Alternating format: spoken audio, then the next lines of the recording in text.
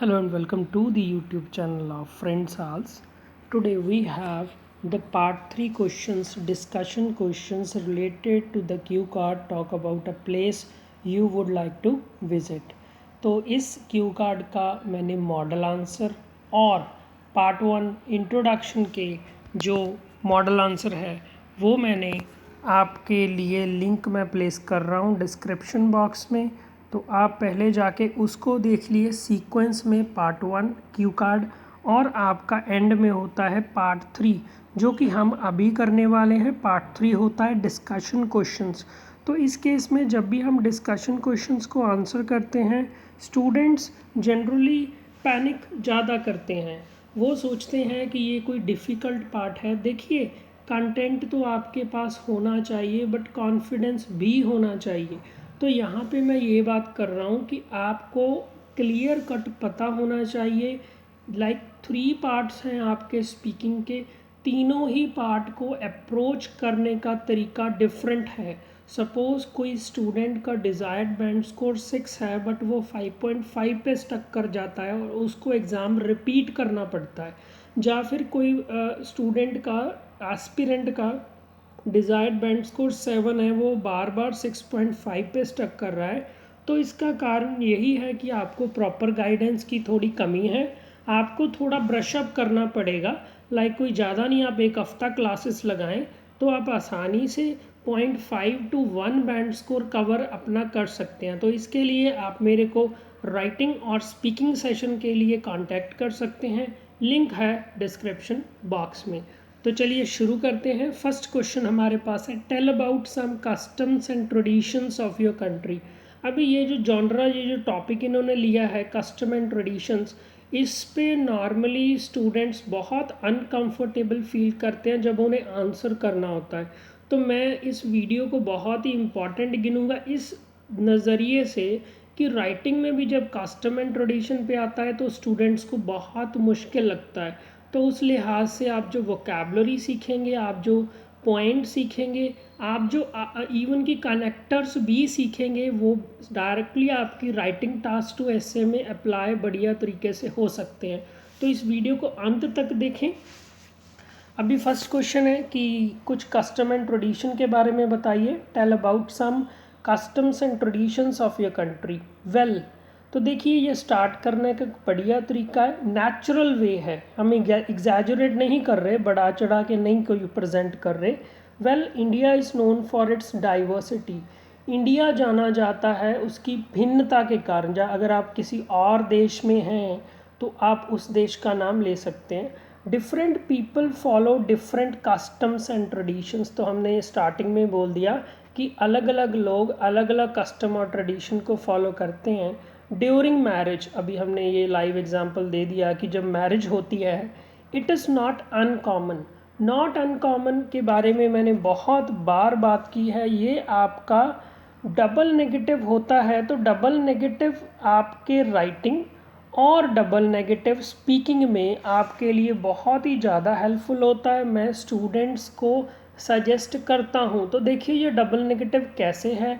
अगर मैं बोलूँ ये आम है, तो अगर मैं बोलूँ ये आम, डबल नेगेटिव लगा दिया, पहले अनकॉमन लगा दिया, अनकॉमन माने स्पेशल हो गया, फिर बोल दिया नॉट स्पेशल, मतलब वो फिर से कॉमन ही हो गया। तो ये एक एडवांस लेवल वोकैबुलरी हम शो कर रहे हैं। To have a large gathering and a huge celebration. तो ये देखिए अ लार्ज गैदरिंग होता है बहुत सारे लोगों का मौजूदगी होना। ह्यूज सेलिब्रेशन मतलब एक बड़ा, कोई आप बड़े लेवल पे किसी चीज़ को मना रहे हैं उसको बोल रहे हैं सेलिब्रेट। जैसे कि हम इंडिपेंडेंस डे मनाते हैं, तो यहाँ पे आपकी टॉपिक रिलेटेड वोकैबुलरी है, उसको नोट कर लीजिए। अ लार्ज गैदरिंग, अ ह्यूज सेलिब्रेशन। इन हिंदू ट्रेडिशन, तो हमने यहाँ पे भी एक एग्जांपल दे दिया कि हिंदू ट्रेडिशन में हिम्स आर रिसाइटेड। देखिए ये आपका पैसिव बन गया, इज एम आर के साथ ईडी लग रहा है क्योंकि हम यहाँ पे सब्जेक्ट नहीं दे रहे। तो यहाँ पे भी आप रेंज शो कर रहे हैं, चाहे एक सिंपल सेंटेंस है उसमें आपका पैसिव बन गया ये। तो हिम्स होता है जो मंत्र होते हैं, तो मंत्रों का उच्चारण किया जाता है, मंत्रों को बोला जाता है। And the ceremony is held by a priest. और जो सेरेमनी है वो कौन हिम्स पढ़ता है, वो प्रीस्ट, जाके प्रीस्ट बोल दीजिए, पंडित बोल दीजिए। ऑल्सो अभी देखिए जो भी हमारे कनेक्टर्स हैं वो नेचुरल हैं, हमने यहाँ पे मोर ओवर फर्दर मोर भी लगा सकते हैं, बट मैं स्पीकिंग के लिए आपको सजेस्ट करूँगा कि ऑल्सो के लिए जाएं। Also people celebrate festivals with great Joy, तो बहुत ही ज़्यादा खुशी से लोग फेस्टिवल को सेलिब्रेट करते हैं। देखिए जॉय और ग्रेट जॉय में बहुत फ़र्क है। तो देखिए जॉय आपका सिर्फ एक नाउन है, तो ग्रेट जॉय आपका एडजेक्टिव लग गया, तो आपको वोकैबुलरी का अच्छा स्कोर मिलेगा। अभी आपके इस पूरे क्वेश्चन और आंसर को हम वन गो में ले लेंगे, जैसे कि आपको एग्ज़ाम में बोलना चाहिए पॉजेज लेके और बाकी चीज़ों को ध्यान रखते हुए प्रोनाउंसिएशन का।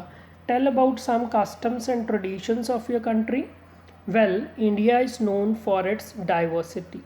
Different people follow different customs and traditions. During marriage, it is not uncommon to have a large gathering and a huge celebration. In Hindu tradition, hymns are recited and the ceremony is held by a priest. Also, people celebrate festivals with great joy. Next question आपका हम ले लेंगे, तो हमारे पास है how important is it for people to maintain their cultural traditions. तो कितना ज़रूरी है लोगों के लिए कल्चर और ट्रेडिशन को फॉलो करना। Well, it is vital. तो वाइटल होता है वेरी इम्पॉर्टेंट, जहाँ पे हम दो वर्ड यूज़ कर सकते हैं, एक होता है क्रूशल, एक होता है वाइटल। यहाँ पे हमने वाइटल यूज़ किया है। It is vital to stay connected to one's roots. तो ये वेरी इंपॉर्टेंट है कि हम जो रूट्स हैं, जो हमारे संस्कार हैं, उनसे जुड़े रहें। Cultural traditions shape our lifestyle. तो ये जो हमारे कल्चरल जो ट्रेडिशंस होते हैं वो हमारी ज़िंदगी को एक दिशा देते हैं। And help us to lead a life full of joy and happiness, और हमारी मदद करते हैं कि हम ज़िंदगी को जॉय एंड हैप्पीनेस। तो देखिए ये कॉलोकेशन है, मैं एडवांस लेवल वोकैबुलरी और लेक्सिकल में हायर स्कोर के लिए आपको रेकमेंड करता हूँ कि आप कॉलोकेशन यूज़ कीजिए। कॉलोकेशन वो वर्ड्स होते हैं जो इकट्ठे यूज़ होते हैं, लाइक यहाँ पे है जॉय एंड हैप्पीनेस। तो आपका पूरा आंसर ले लेंगे, how important is it for people to maintain their cultural traditions. Well, it is vital to stay connected to one's roots.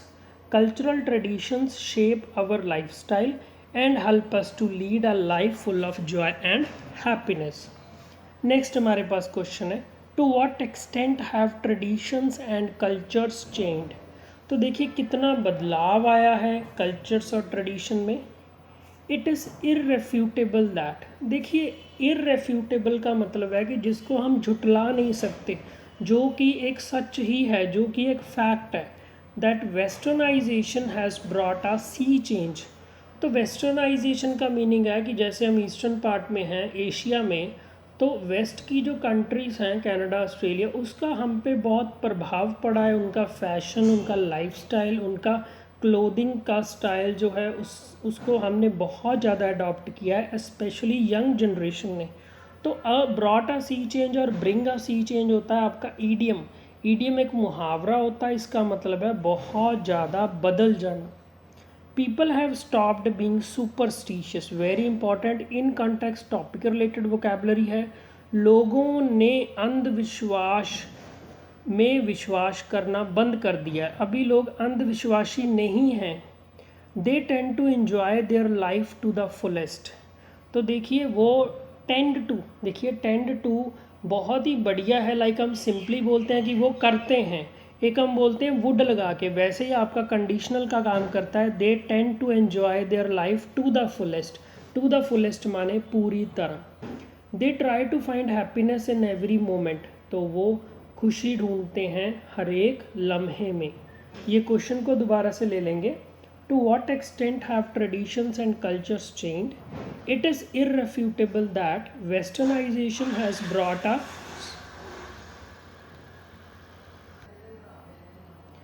It is irrefutable that westernization has brought a sea change. People have stopped being superstitious.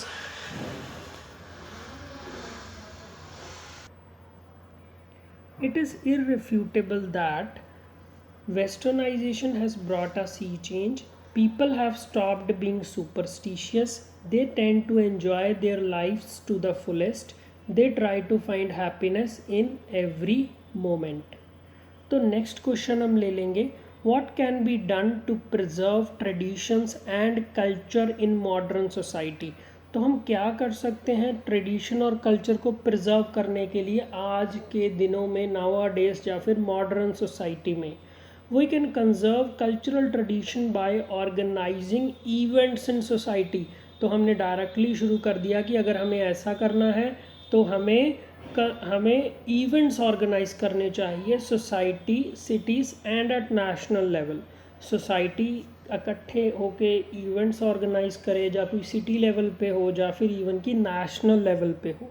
यहाँ पे हमने example दे दिया, celebrating independence day in each city at the district level. तो independence day को मनाना हर एक city में, हर एक शहर में at district level can teach the young generation about the struggle of our freedom fighter.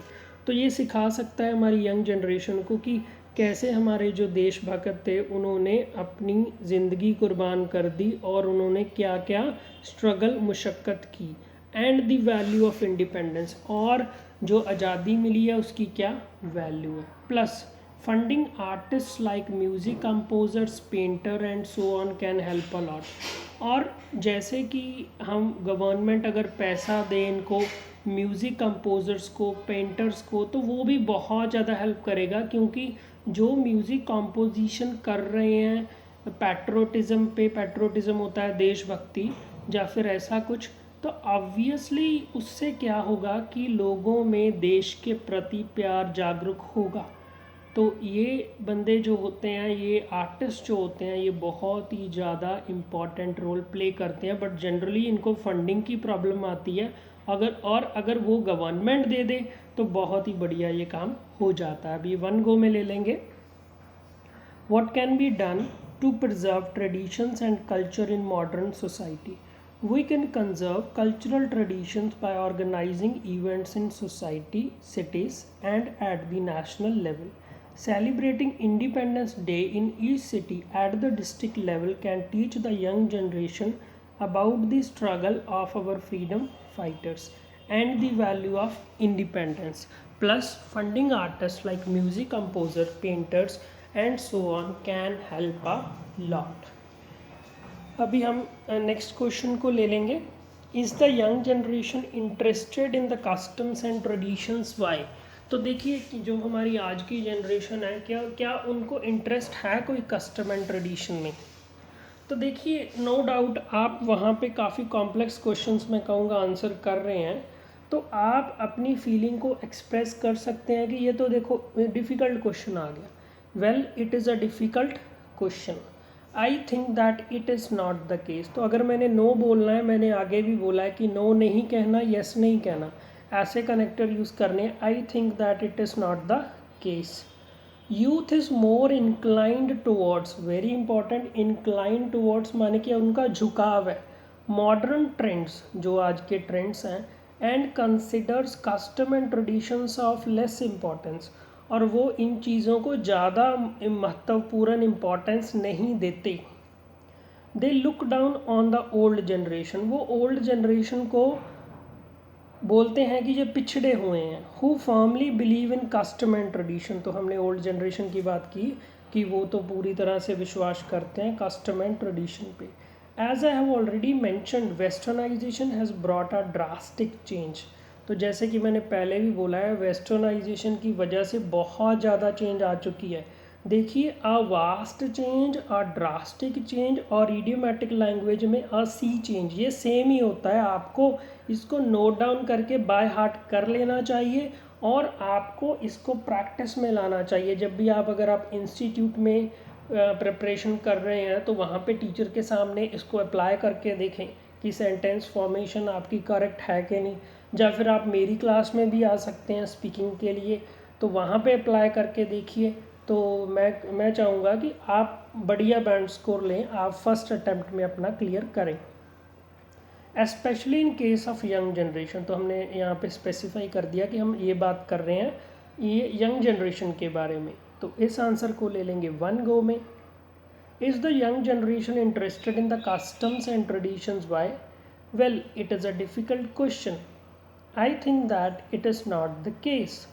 Youth is more inclined towards modern trends and considers custom and traditions of less importance. They look down on the old generation who firmly believe in customs and traditions.